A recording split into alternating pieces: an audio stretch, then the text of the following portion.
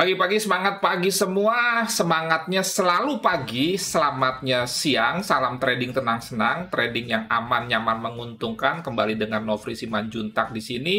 Kali ini video keempat setelah sebelumnya saya membahas forecast mingguan atau analisa mingguan dari mulai tanggal 31 Januari hari ini sampai dengan 4 Februari alias hari Jumat mendatang. Sebelumnya saya sudah membahas mengenai Euro USD, lanjut Gold, dan berikutnya GBP USD. Kali ini saya akan membahas mengenai USD JPY. Jangan lupa, kalau Anda ingin menonton video sebelumnya, Anda klik huruf I di sebelah kanan atas monitor Anda. Dan juga dukung channel ini terus supaya saya lebih bersemangat lagi berbagi sesuatu yang benar, bukan sekedar enak didengar. BPJS, bayar pakai jempol saja.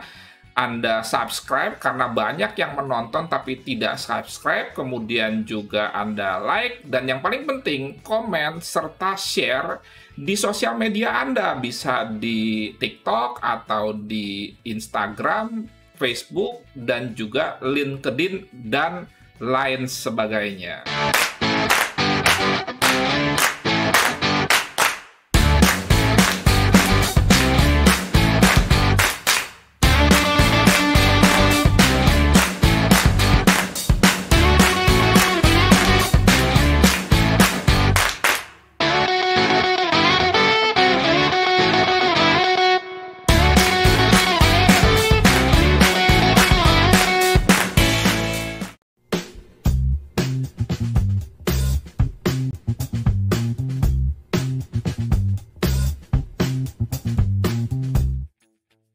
Yes, bagaimana USD JPY dalam kaitannya dengan analisa fundamental? Sebetulnya untuk UJ cukup kita mengacu ke fundamental Amerika saja, karena dari sisi yen atau Jepang sendiri belum ada perkembangan fundamental yang signifikan. Dengan demikian, kalau kita mengacu ke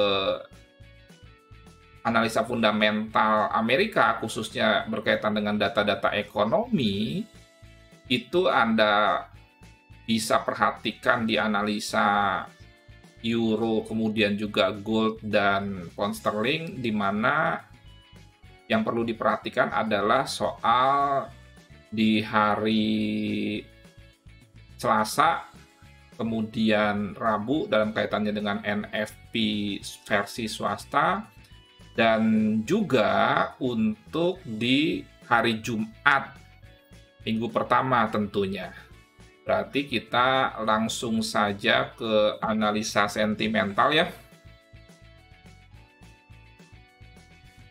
Nah, analisa sentimental, kalau kita perhatikan kepemilikan institusi besar non-komersial terhadap posisi long, minggu lalu itu naik cukup signifikan, walaupun tetap komposisinya masih jauh lebih besar daripada short.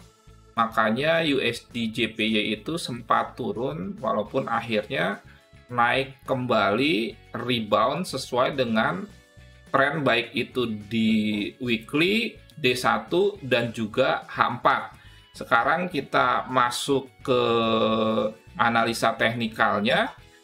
Kita perhatikan untuk trading view, di mana trading view salah satu aplikasi yang saya rekomendasikan Anda gunakan. Anda buka account saja, kalau Anda ada dana maka berbayar. Kalau Anda tidak ada dana, cukup menggunakan yang gratis saja. Nah, kalau kita perhatikan di weekly, ini sebetulnya tren naiknya kembali menguat setelah terjadi breakout ini, dan ini kembali breakout kedua kali setelah ini. Sehingga dengan demikian, ini menjadi sebuah area support yang mestinya menahan penurunan USD JPY.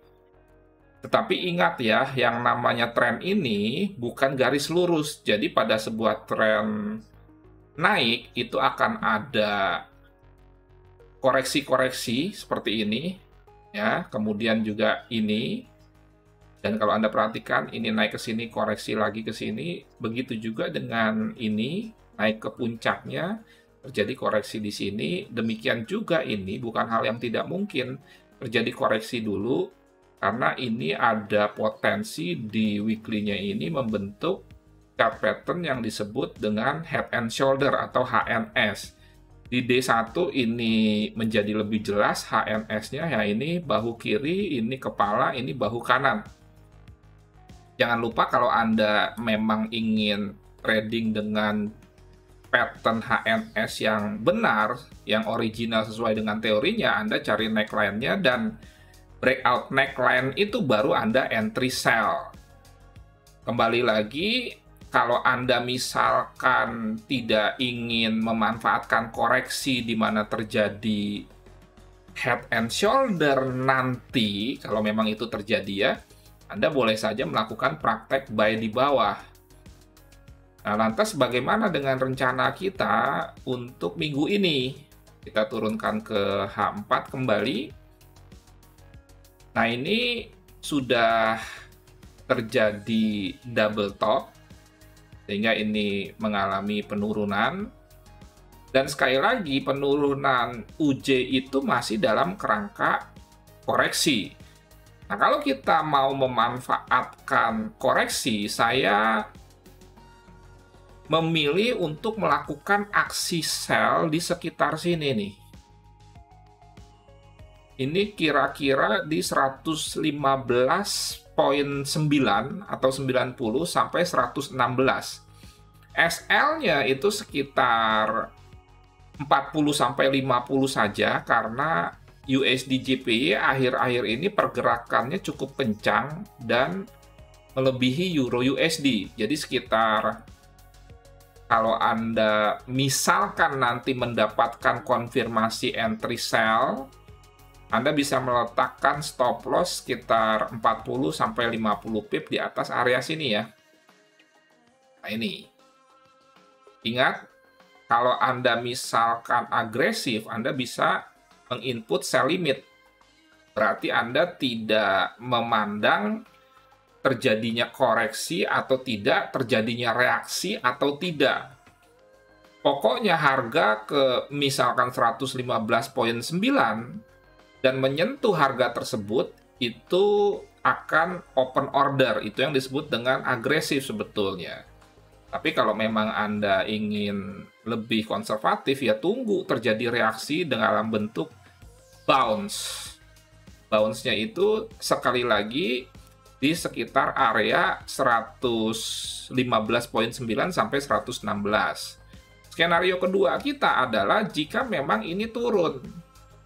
Kalau memang ini turun, saya lebih memilih untuk melakukan aksi buy di area sini, karena biasanya kalau sudah naik kencang, ini koreksinya juga cukup dalam, dan saya bisa menarik Fibonacci dari sini ke sini.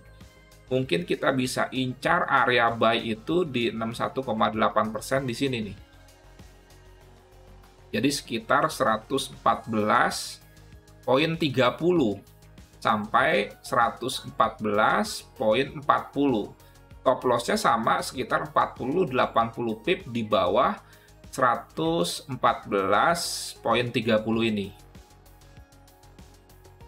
Nah, ini kira-kira dari mana diambil area ini? Ini historinya cukup panjang. Ini merupakan top, ini top.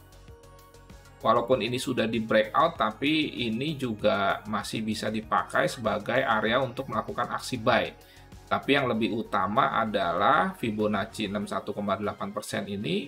Kemudian juga di sini nanti kalau dia turun kan EMA 200-nya juga akan menurun. Mungkin ini menjadi sebuah area di mana di dalam penurunan ini nanti kemungkinan tertahan di EMA 200 ini. Jadi ada beberapa support 61,8%, EMA 200, dan ini asumsi saya merupakan sebuah area juga untuk melakukan aksi buy. Jadi cukup jelas ya. Nah, kemudian kalau misalkan Anda berpikir untuk melakukan entry sekarang, Anda bisa turunkan jadi H1. Nah, kira-kira Anda melakukan aksi buy-nya di mana? Buat saya lebih baik buy karena trennya ini naik ya. Kalau di H1 Anda bisa memantau area ini. Ini ada potensi kan yang simple-simple saja terjadi bounce karena double bottom. Jadi Anda bisa di sini. Stop loss-nya karena H1 ya kecil saja, sekitar 30 pip di bawah sini. Jadi boleh ya. Buy di sekitar 115.00. Saat ini running di harga 115.40. Stop loss 30. Nah, kalau Anda buy di sini, itu target profitnya tentunya di sini, di area sini. Dan mestinya RR 1/1, 1/2 bahkan sudah bisa Anda dapatkan. Oke. Saya rasa untuk USD JPY cukup, tidak terlalu panjang-panjang.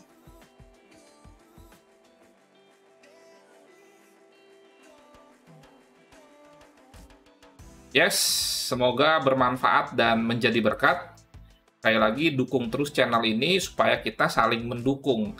Saya mendukung Anda lewat konten-konten khususnya analisa-analisa sebagai guidance, dan kalau Anda sudah punya trading plan, Anda bisa jadikan ini sebagai referensi. Anda mendukung saya dengan BPJS tadi, bayar pakai jempol saja. Salam trading tenang-senang, trading yang aman, nyaman, menguntungkan. Nofri Simanjuntak.